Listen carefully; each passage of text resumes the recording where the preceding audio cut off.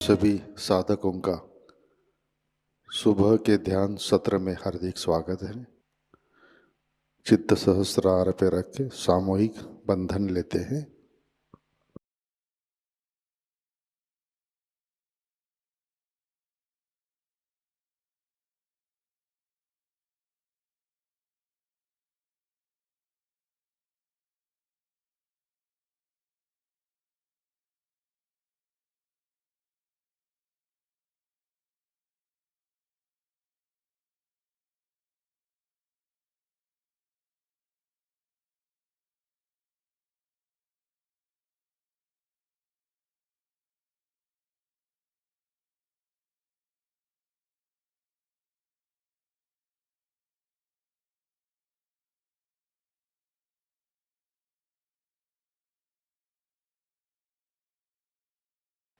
ध्यान की शुरुआत 3 महामंत्र तत्पश्चात श्री गणेश मंत्र से करते हैं।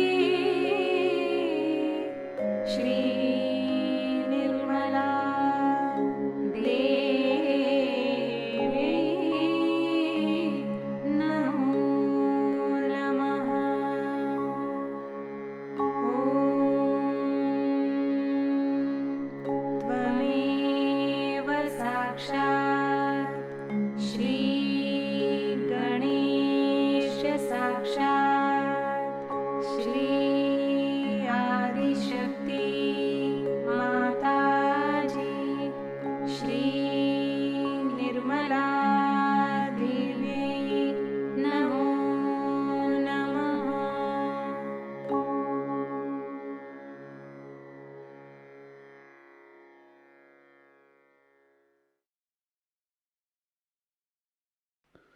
परम पूज्य श्री माता जी, कृपावंत होकर आप हमारे सहस्रार पर विराजिए।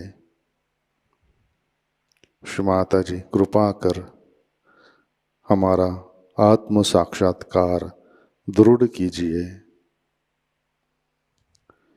श्री माता जी, हम सब अपना अहंकार और प्रति अहंकार आपके श्री चरणों पर समर्पित करते हैं। कृपावंत होकर आप हमें निर्विचारिता प्रदान कीजिए।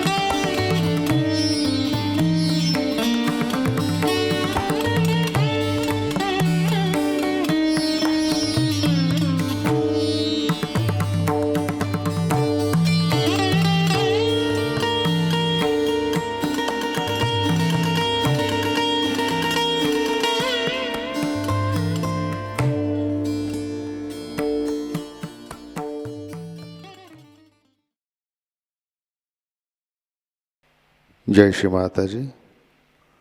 इसी ध्यान की अवस्था में अमृतवाणी ग्रहण करते हैं।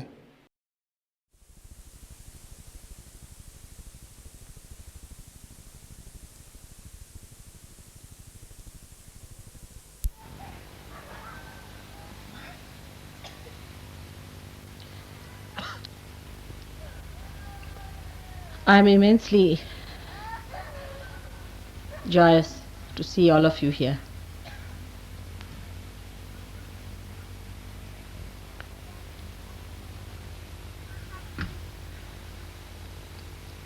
I do not know what to say from my side. The words get lost. They have no meaning.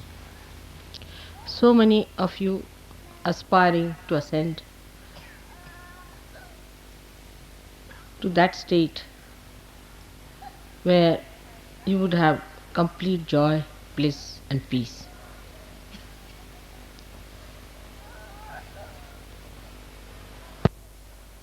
This is what I could give you. And a mother is only happy when she can give whatever she has to her children. Her unhappiness, all her restlessness, everything is just to achieve that end, to gift all that she has. I don't know how much to thank you people to go through all this, to get to that treasure that you have within yourself.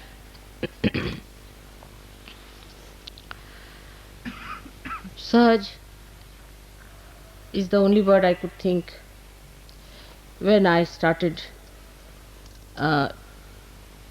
to manifest Sahasrar opening.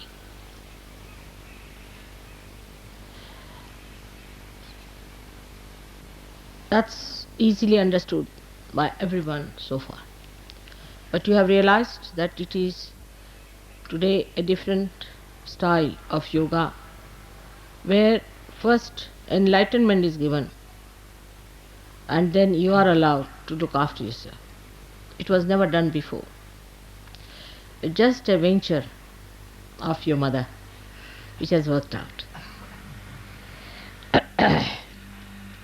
Otherwise, in the olden times,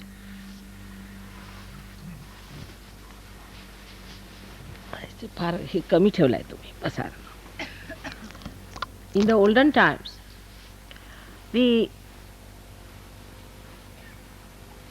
system of, it's rather too close, I don't want to do it. Am I all right? Yes. It's adjustment, all right? It's all right, it's better. So, in the olden times, of course, the concern of the divine was to get people enlightened. And he did not know how to work it out. No incarnation ever tried to work it out in this fashion. But whenever they tried to have a very severe hardship for the seekers, very severe hardships.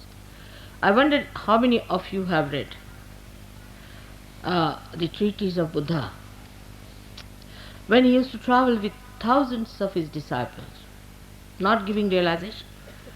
They were not realized souls, without feeling any joy around, with two clothes,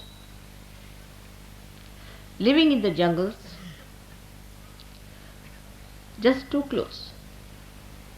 And the area where he visited, which I have seen myself, is terribly cold, chilly, absolutely chilly. And the clothes were not clothes actually, it was cloth, covering their body, sleeping on the open ground. In very severe winter, or maybe the summer. Without any shoes, they were asked to walk for miles together, miles together. If you go and see where Buddha has walked and trodden, you'll be surprised. Buddha was also young, he used to also walk. But his disciples used to walk much more, because he would go and station in a place. He would send his disciples, there was no time to advertise or to announce anything. So he used to stay in one place, and the disciple used to go around the villages, ask for bhiksha, meaning the alms, to gather some food from villages, cook one times, give part of it to Buddha, and the rest of that they used to eat. They would go work out, get people from all the villages, whatever was possible, and would bring them to Buddha for a sermon. such sacrifices. They have lived in huts, caves, in terrible darkness, meditating, but they never got realization. Very few got their realization. They were people who were sons of great princes and prince, dukes, what you call, duchess as you call, all very, very rich people. Women of very rich families followed him, and they walked for miles together with him in the thorny routes, because they felt that Buddha's work was of such universal importance, that they are the part and parcel of such a tremendous task, that they should be taking part in such a great work for humanity. This is not only in India, but even Viditama, who started the Zen system in Japan. In China, I was surprised the amount of sacrifices the saints had made, the way they lived. I mean, if you see the way they were living in the conditions, you cannot imagine. And they ended up their lives like that, working it out without any proper guidance, because Buddha had died. There was no way out. They had to find their own ways. Then they found Mahayana, Shvetayana, all kinds of things. Even if you see other seekers in other religions, like at the time of Christ, where did they live? And after the death of Christ, it was even worse, because they were persecuted, were killed, they were tortured, crucified. It happened with Moses also. His disciples were hounded, so they had to all run towards India. Imagine the distances from that area to Kashmir, how they must have walked, how they must have lived, how they must have carried on. And in thousands they came to India, because they realized that they are doing a tremendous task, something so great that they are supporting. In this country, we had a struggle of freedom. I was part and parcel of that. My parents were part and parcel of that. They were rich people, quite rich, I should say, from every standard. You'll be amazed, my father burnt all his suits. They were stitched in England. My mother burnt all her saris. They used to spin their own clothes and wear them. My father sacrificed everything, every pie that he had, for the freedom struggle. He left nothing for us, not a single. I should say, of course, our family being rich, we had silver and gold and all that. But as far as all the cash money was concerned, was spent. And all the silver and gold also, thanks to English, that they took away from us, and they returned us when they went back. That's how we had some silver and gold left in the family. Everything, all that is material, was snatched away.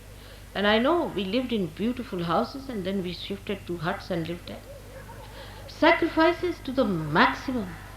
And we were very happy about it, very proud. We had only 2 changes. We used to wash our clothes,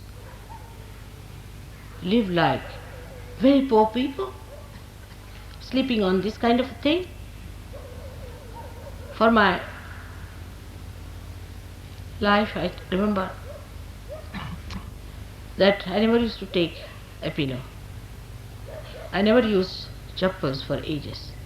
I had only one sweater made out of this kind of material till I passed out and went to medical college. I had that sweater with me. I had only one coat throughout my education. When I was in Lahore, which is terribly cold, sometimes can be like London, which was burned out and finished.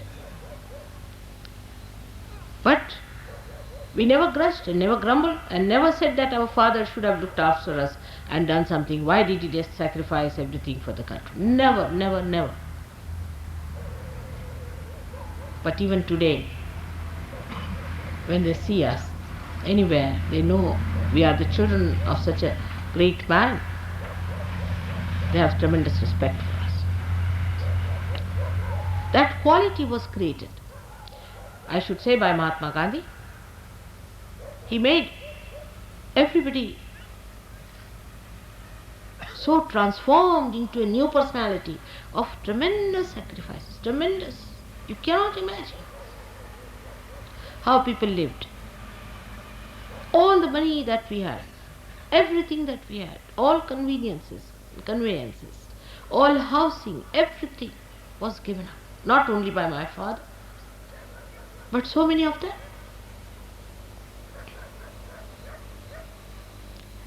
Otherwise, we could not have got our freedom. To get our freedom, this country has sacrificed so much. Now, after that, we are here to get our freedom, to get the freedom for our spirit, to make our spirit free from our greed, lust, from your anger, from our conditionings, from our terrible ego, from the body being enslaved by comfort.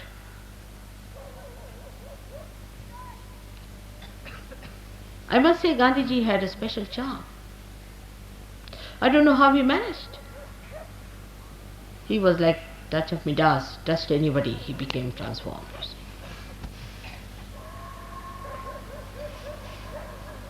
And he was an extremely strict man, very kind to me, to children.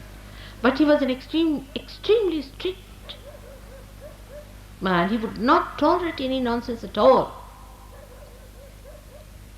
Throughout, if you study the way all these people were brought up, not only for freedom of or independence, but even before that, for spiritual life, anywhere, this one thing very common is sacrifice. And the consciousness that you are doing something right. Consciousness that you are part and parcel of the whole. Such a big thing, such a big work, such a noble cause. And then there was one thing very common. Very common among all of them, that the noble cause, the upliftment of the noble cause, made them sacrifice in such a Sahaj manner. Much more than the Sahaj yogis sometimes, who have got so much in Sahaj Yoga. They have got their joy, they have got their spirit. I have seen it with my own eyes. Such people in this country, whom you may call legendary, but I have seen it. Thousands of people were killed and butchered. Children died. Nobody shed tears. Nobody shed tears.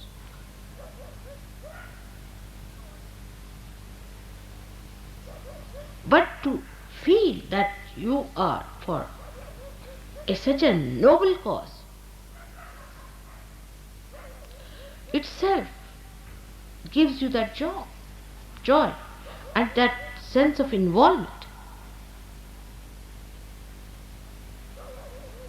And moreover, what I know about Mahatma Gandhi and other people, what I have seen, how they were, everybody was not allowed to come in. And anybody who did even slightest thing less than, whether he was a king's son or he was anybody's daughter or anything, any little thing they spoiled, anything, he was chucked. I have stayed in Gandhi's ashram, so I know what it is, and that's how you know I can go through rigorous life. It is history. All the children about 12 years had to clean the whole of that ashram area, which is in actually 50 acres of land, every morning. They had to clean their latrines. Also the latrines of the guests, I have cleaned. And they were allowed only 2 dresses. And nothing could be kept, even you cannot see one paper anywhere, any litter anywhere. So clean, spick and span.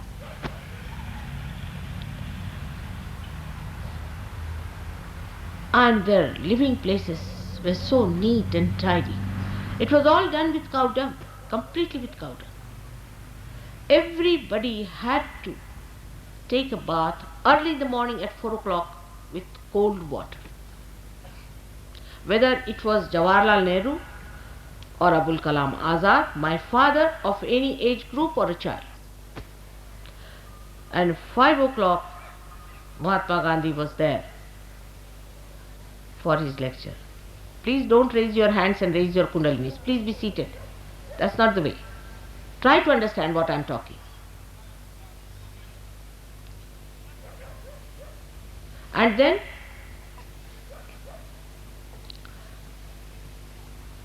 early in the morning at 4 o'clock, you'll be surprised. Getting up, for me it was all right. And then to walk in those 50 acres of land to the center of that hall, which was nothing but just an open space surrounded by some sort of huts where Gandhiji was living. To walk all the way, after bath, after getting ready and all that, and snakes used to crawl along. Nobody was bitten, of course. I think the snakes understood that people were busy with the great job of freeing this great country.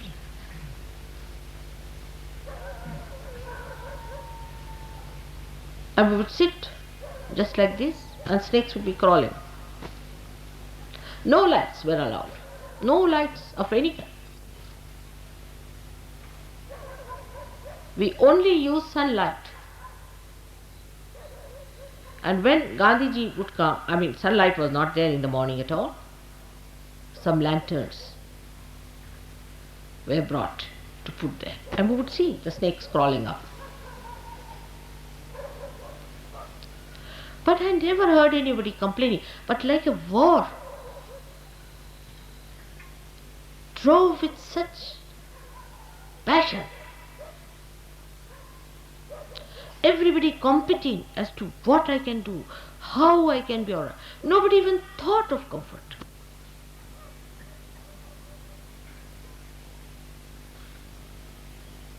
Of course, they were all about, say, up to 50 years of age or something like that, maybe. In the ashram, mostly the people were about up to 50 years of age that time.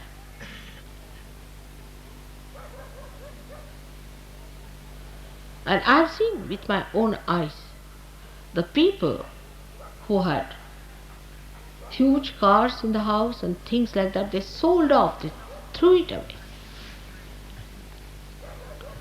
They used to come by train to Wardha station and walk down. Gandhiji would not see anybody coming even in a tonga. And they listened to him and obeyed him.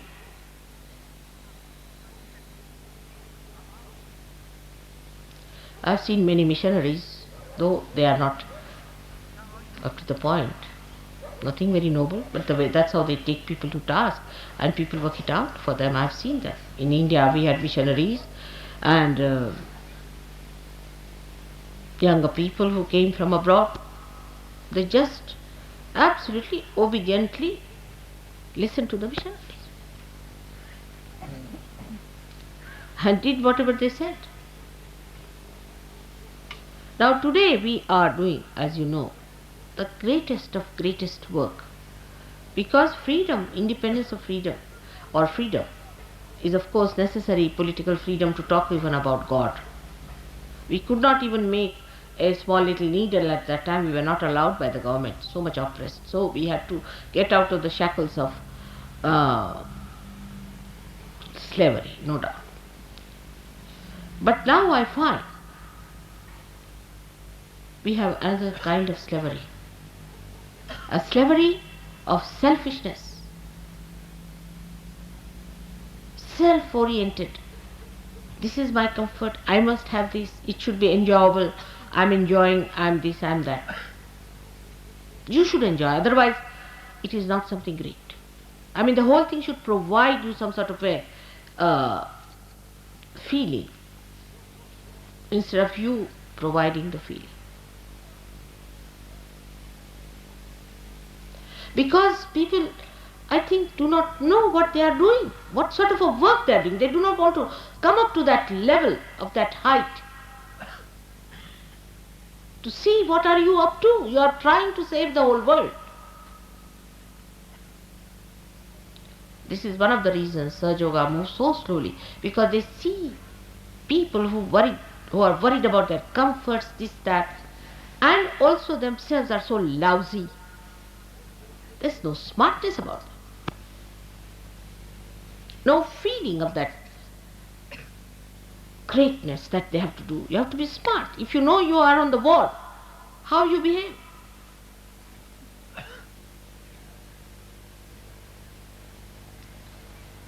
I'm sure the mediocrity is much less now, better people. I'm sure we'll get even better people now, much better people.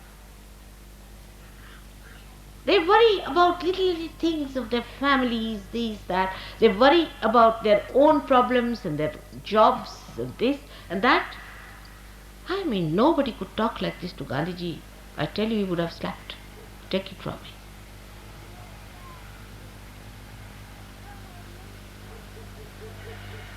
It is as if to come to Sahajayoga means solve your own problems, that's all. Though they are solved, no doubt, you are helped, God helps you so much. But how much are you doing about it? Of course, we have some very great Sahajogis, I would not deny that fact. We have some, much more than I had ever. And that's why I'm very joyous about it. But the dedication we have, we count every penny that we spend, how much we've got out of that penny, what did we do about it? This is not the way. Buddha never spent a single penny of his own. He got money from all his disciples, built all these big things and all that. He never had even a public help from anybody else. So rise now. You must rise above your petty, small mind. Rise up to the point where you should know you are going to save the whole humanity. If you cannot feel that, it's better to leave Sahajayoga. Sahajayoga is not meant for people who are lousy. In Marathi the word is gabale. Tukarama has said, Erea gabalyatse kamano ve. It is not the work of the lousy.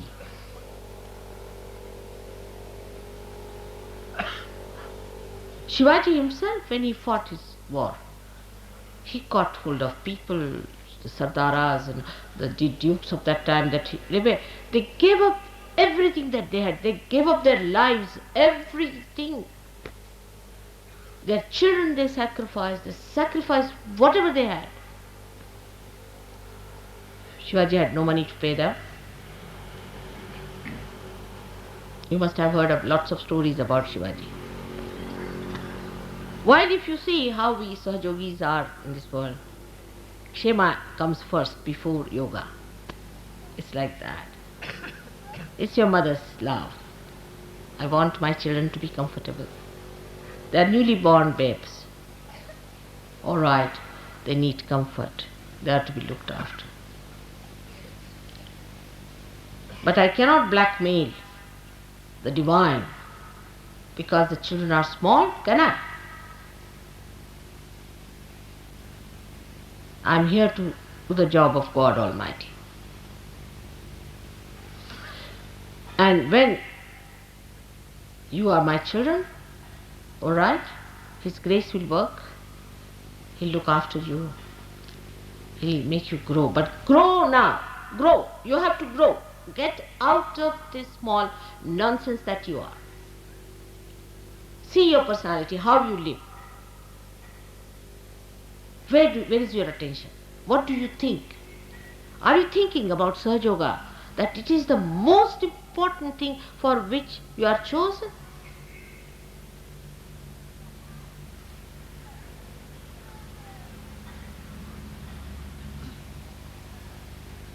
I feel sometimes, as I was feeling all the time, that you might be uncomfortable in many places.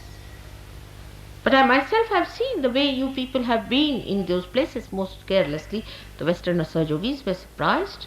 That way Indians are better in this respect.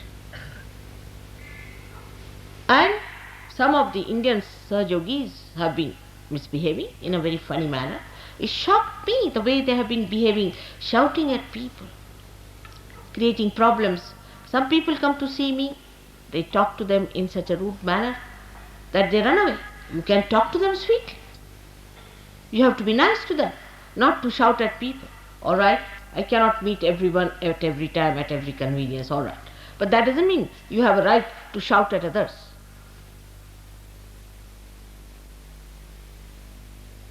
This is so petty and so low that I don't know how far I have to come down. When you rise above all these petty things, you will develop that divine discretion. That divine discretion is the real blessing of God. All other blessings that you think is a blessing is no blessing at all. Unless and until you can grow, what is the blessing? Like a tree which says, oh, such a blessing that I have got rain. But out of that rain, if you cannot grow, what's the use of having that rain on you? You have to be compassionate, beautiful, sensible people who are highest beings on this earth. Take out your attention from all nonsense that you have been busy with. That's how you get possessed. That's how you get conditioned. Small things you see. In India we have another problem. We cannot tolerate another person. If any person is doing good for Sahajayoga, immediately a group is built up. It's very common with Indians also. A group is built up to put him down.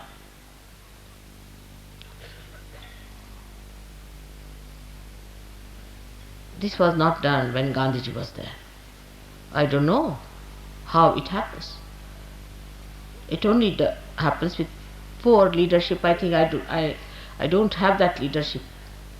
At the time of Gandhiji, he used to blast people out completely, cutting each other's throat and saying things back behind, forming groups. Anybody who works out something nice and I try to help that person to express himself, immediately a group comes up too. And there are some hopelessly peripheral, useless Sahajogis in the West and in the East who try to make a mess of things. They think they are big gurus, big people, very small people, chicken-hearted I should say. And they think they are very big, great people because they can take good photographs maybe, or that they can wear a dress in a particular manner or something like that, stupid stuff as they are, and try to dominate others. Such people will be thrown out. Absolutely. No use having useless people in a machine like this. Today is the beginning of a new era, of people of very high qualities, whose spirit has been enlightened. Let's all think about it. Now you have to rule yourself and you have to rule others through compassion, love and discretion. Today that's the big time that I've declared that it is the universal religion, the Nirmala religion, which is formed out of my teachings of love. But it doesn't mean by any chance that you remain dwarfs. I'm not going to spoil. I'm not going to spoil you by keeping you dwarfy people. So, try to rise. Do not dominate each other. Respect. Respect each other. You are out for a very big work of Virat. How much you know about the divine, nobody has known so far. But fix up yourself. I have known of a very great saint called Gagangad Maharaj who's fallen down completely.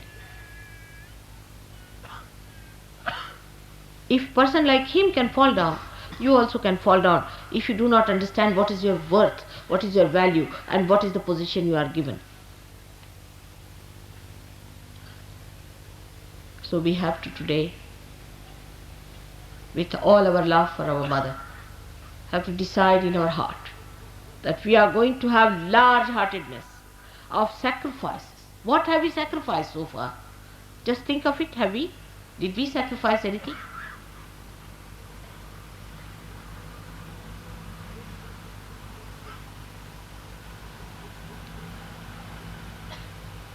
Please try to understand that I have to use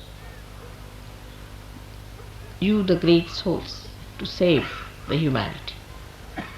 You must grow, you must grow, you have to grow. On money points also, people are so wretched, they make money, they save money.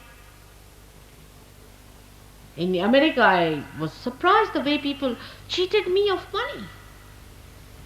Thousands. In India also this is a very common practice.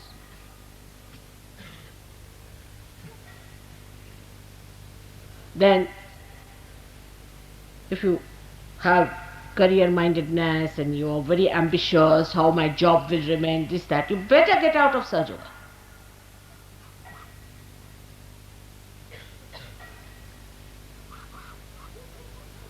It's not going to help us at all. Thirdly, there are people who believe that this is my wife, this is my beloved, this is this and all that nonsense. Why are you here? For what? Or my children, my household, my mother, my father, all sorts of wretched people around. If you cannot rise above them,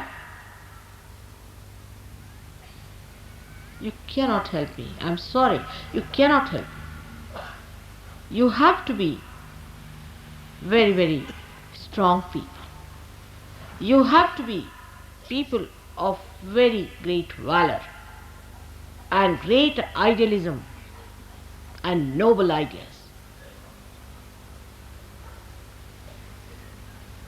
Some are like petty shopkeepers who follow the platoons to sell some things around.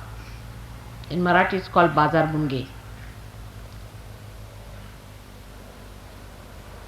So now you meditate upon this point that here we are to establish the universal religion of ascent. It's a tremendous task. If I could do it alone, I would have done it, but I cannot. It's only through you I have to do it. And you have a heritage. You come from a very great birth where you have this heritage.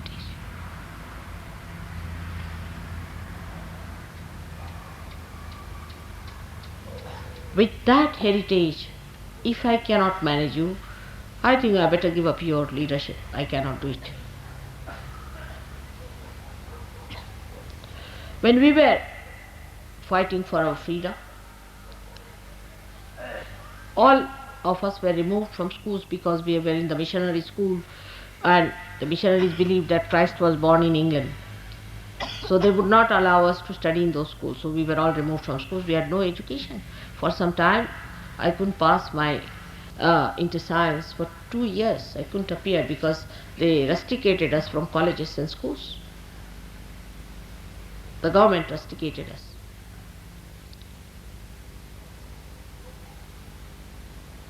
But we were such proud children, very proud. I was, of course, very much thick in it.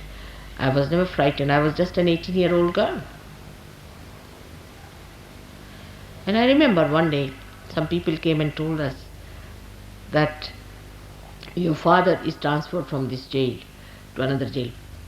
They had such pride for us, all the people. So they had brought cars to take us down. And there were so many there.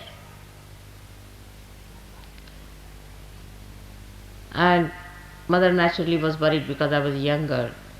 The police used to torture me, used to give me shock and make my life very miserable, beat me and all that.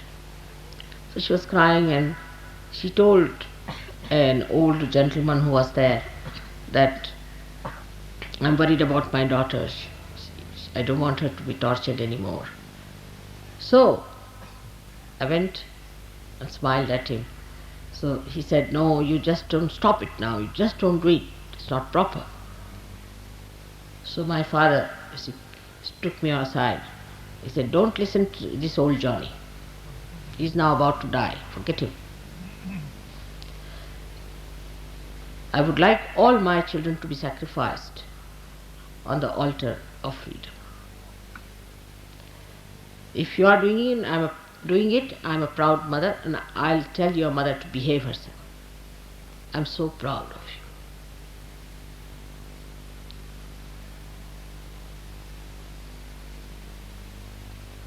Such atmosphere I have passed through. I had to give up my college. I was absconding for 8 months. The police was after my life. I know what we have gone through. We were very young people. 18 years, you can imagine. And now when you have got the freedom of your spirit, you must seek the comfort of your spirit. There are some people who are complainers and this and that nonsense. They should not have come.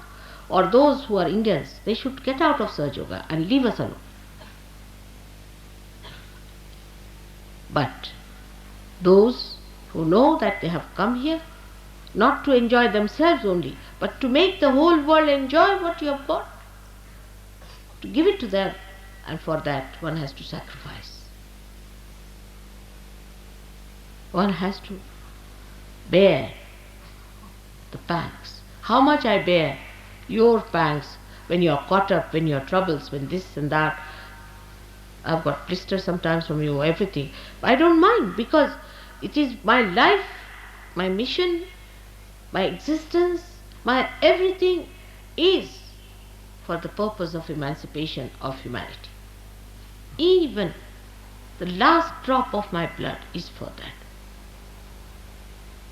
So my satisfactions are very different. Please remember, you are born of a very brave mother. Please try to rise. Be proud that you are doing such tremendous task.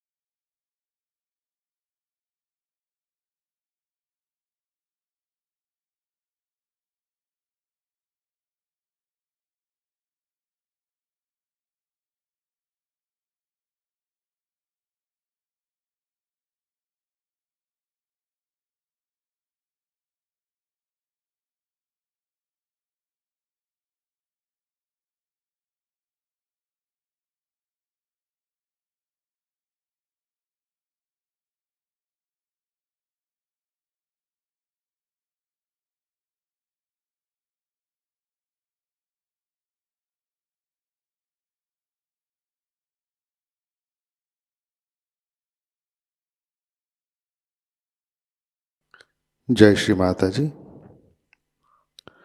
अपना चित्त सहस्रार पे रखें, प्रार्थना अर्पित करते हैं। परम पूज्य श्री माता जी, आज का ध्यान हम सब आपके श्री चरणों पर समर्पित करते हैं। श्री माता जी, आपने हमें आत्म साक्षात्कार दिया, परम चैतन्य से आशीर्वादित किया, हमारा चित्त सहस्रार में स्थित किया। इन सब के लिए हम हृदय से आपके ऋणी है, आभारी है। श्री माता जी, आपकी कृपा में हम हमारा अहंकार और प्रति अहंकार आपके श्री चरणों में समर्पित करते हैं। श्री माता जी, आप ही कर्ता, कर्विता और भोक्ता है, हम तो केवल निमित्त मात्र है। श्री माता जी, कृपा कर आप हमारे अंदर आध्यात्मिक परिवर्तन घटित कीजिए, हमें स्वयं की पहचान दीजिए। श्री माता जी, कृपा कर आप हमें निर्विकल्प स्थिति प्रदान कीजिए, हमारा उत्थान निर्विकल्प स्थिति में कीजिए। श्री माता जी, कृपा कर आप हमें विश्व निर्मल धर्म में प्रस्थापित कीजिए।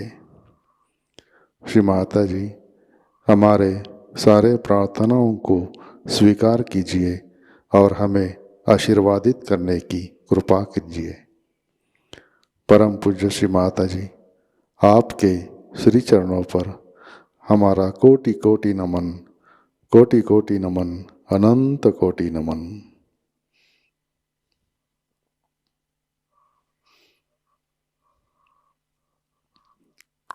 जय श्री माता जी। सामूहिक बंधन लेते हैं।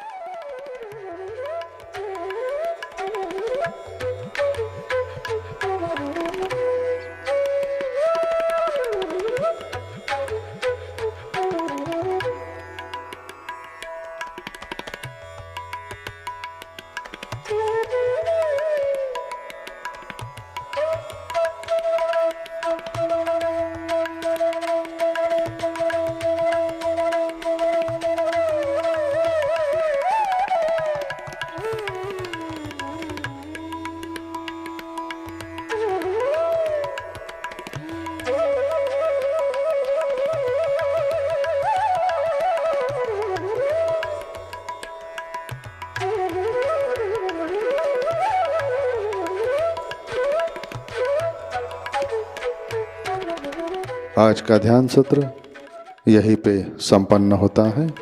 जय श्री माता जी।